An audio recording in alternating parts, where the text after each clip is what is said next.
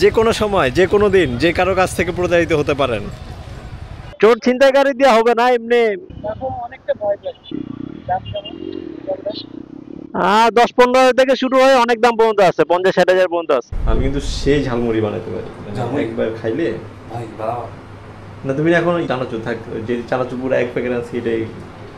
আরে তুমি যেটা বানাতে বলো, আমার বলা কি করতে হবে। মানে অনেকটা জিনিসটা হচ্ছে আপনার সময় কতক্ষণ আপনি পারেন, পাঞ্চুয়ালিটি এটাকে বলে। দেন আপনার নাত, আপনারটা কত নাতি দীর্ঘ। আমার আসলে ঢাকা ভার্সিটি এরিয়ায় আসার কথা ছিল দুপুর 3:30টায়, এখন বাজে প্রায় 7টা। এটার পেছনের মূল কারিগর যে, সে হচ্ছে আজিমপুরের সূর্য সন্তান কাজী নাজমুল আলম। সে আমাকে বলেছিল যে 3:30টার মধ্যে সে ঢাকা ভার্সিটি থাকবে, আমি যাতে ঠিক ওই সময় থাকি। আজকে দুপুরে সে ফোন দিয়ে বললো যে সে 3:30টায় পারতেছে না, 5টার মধ্যে থাকবে, চলে আসিস। সে 5টা, এখন প্রায় 7টা হলো, এখনো তার দেখা নাই। সে অবশ্য অন্য কাজে ব্যস্ত। তার FZX নতুন মোটরসাইকেল ইয়ামাহার অফিসিয়াল সার্ভিস সেন্টার থেকে সে সার্ভিস নিতে গিয়েছে তেজগাঁওতে।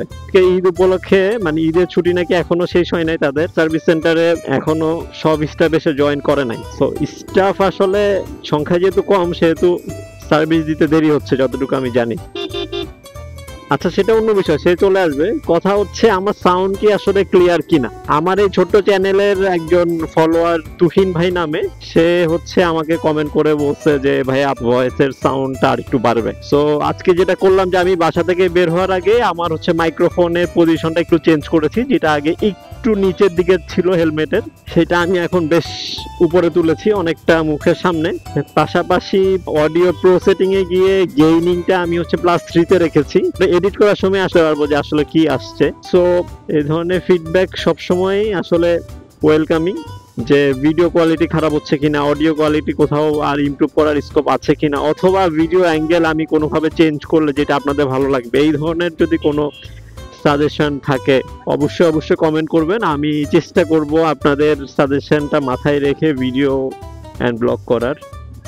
ভিডিও করছি এখন আমি আসলে সুপার নাইট মুডে। এই ক্যামেরার সুপার নাইট মুডটা আসলে খুব ভালো, তবে প্রবলেম যেটা হচ্ছে সেটা হচ্ছে এই সুপার নাইট মুডের অ্যাঙ্গেলটা হচ্ছে যে ম্যাক্সিমাম ওয়াইড পর্যন্ত করা যায়, আলট্রা ওয়াইড করা যায় না। যদি আমি আজকে 3:30টায় বের হতাম, মানে দুপুরবেলা, তাহলে আমি নর্মাল 8 বিট অথবা 10 বিটে রেখে আলট্রা ওয়াইড মুডে আমি ভিডিও করতে পারতাম, তাতে করে আপনারা আরো ওয়াইডার অ্যাঙ্গেলে ভিডিওগুলো দেখতে পেতেন। কিন্তু এখন যেহেতু রাত হয়ে গেছে, 10 বিট বা হচ্ছে 8 বিটে ভিডিও করলে ভিডিও কোয়ালিটিটা একটু ডাউন আসবে, ডার্কার সাইড বেশি আসবে, এই জন্য আসলে সুপার নাইট মুডে সুইচ করা।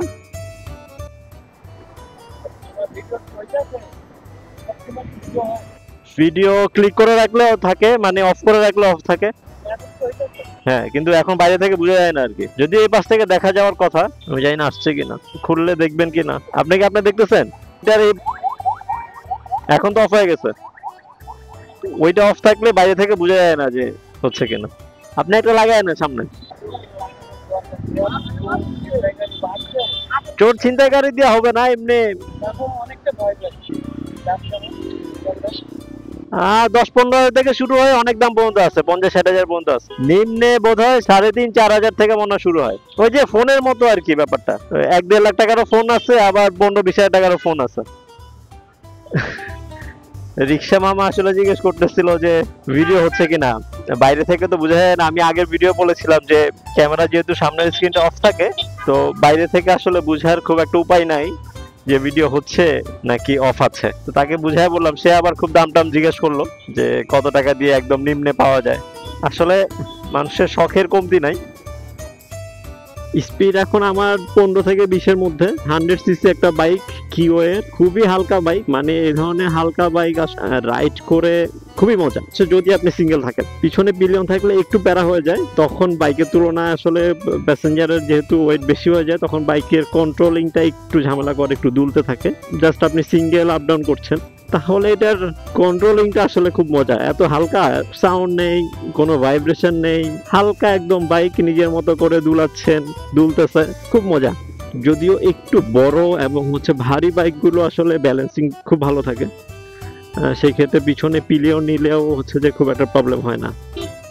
ঢাকা ভার্সিটির কেন্দ্রীয় মসজিদ। সবাই হচ্ছে মাগরিবের নামাজ পড়ে বের হলো মাত্র, বুঝতে পারছেন মাত্রই সন্ধ্যা হলো। সো আরো কিছুক্ষণ আগে আসলেও আপনাদের আসলে বিকালের ঢাকা ভার্সিটি ঘুরে দেখানো যেত। হঠাৎ করে প্রচন্ড বাতাস বেড়ে গেল, সঙ্গে প্রচন্ড ধুলাবালি, মানে বৃষ্টি হবে এরকম একটা ভাব।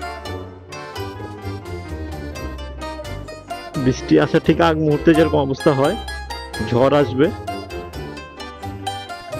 ধুলাবালির সাথে ঝড়।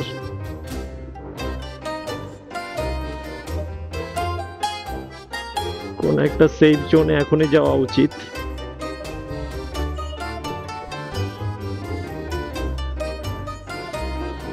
আগে আপাতত এই শ্যাডো নিচে যাই, পরেরটা পরে দেখা যাবে।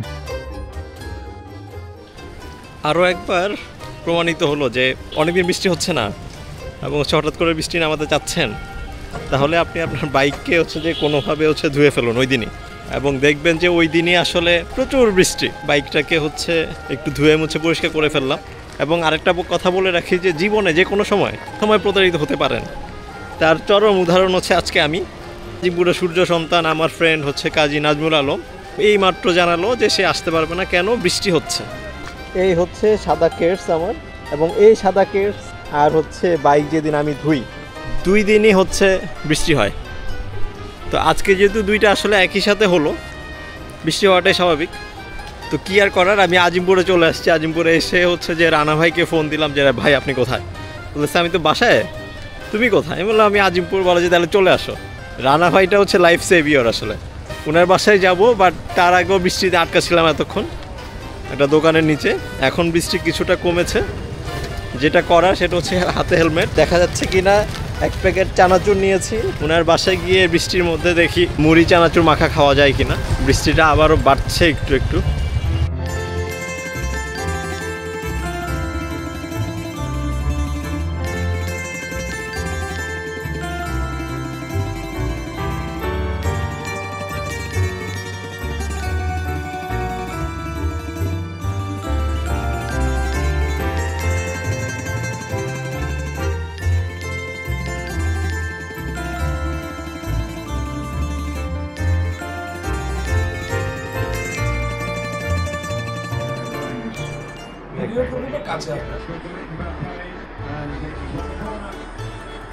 বাঘের বাচ্চা একটা, আমার বাচ্চা কেন? না না কিচ্ছু ভাই, ওইটা করে জনি মোছরায়।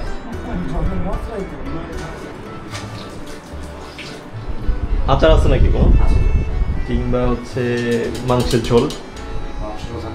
আমি কিন্তু সেই ঝালমুড়ি বানাতে পারি, একবার খাইলে। না তুমি এখন চানাচুর থাক, যে চানাচুর পুরো 1 প্যাকেট আছে এটাই। আরে তুমি যদি বানাতে বলো, আমার বলা কি করতো সেই লাগে। আমি টমেটো সস দিই, আচার দিই, তারপর সরিষা তেলে পুড়িয়ে দিই। সরিষা তেল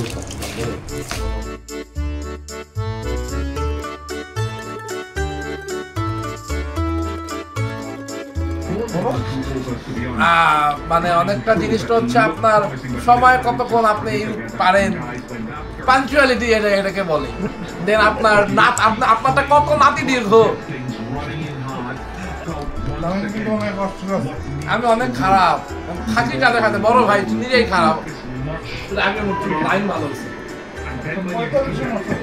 50 মাত্র ফার্স্ট ম্যাচে, এই তো ফার্স্ট ম্যাচে সব 50 বেলা খাইছে 6টা, লাইন হয় নাই, আজকে লাইনে বাড়ছে। গ্রীষ্মকালের কালবৈশাখী তাণ্ডব যেটাকে বলা হয়, মোটামুটি আজকে সে ধরনের একটা পরিস্থিতির মধ্যে পড়েছিলাম। তখন ঢাকা ভার্সিটিতে ছিলাম। এরপরে তো দেখলেনই যে রানা ভাইয়ের বাসায় গিয়ে বেশ ভালো একটি জম্পেশ আড্ডা দিয়ে মাত্রই বেরোলাম বাসায় ফেরার জন্য।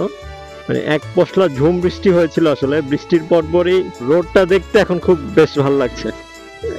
ঝড়ের ওই সময়টাতে আসলে যখন ভাবছিলাম যে কি করব এখন, প্রথম যার কথাটা মাথায় আসছে সে রানা ভাই।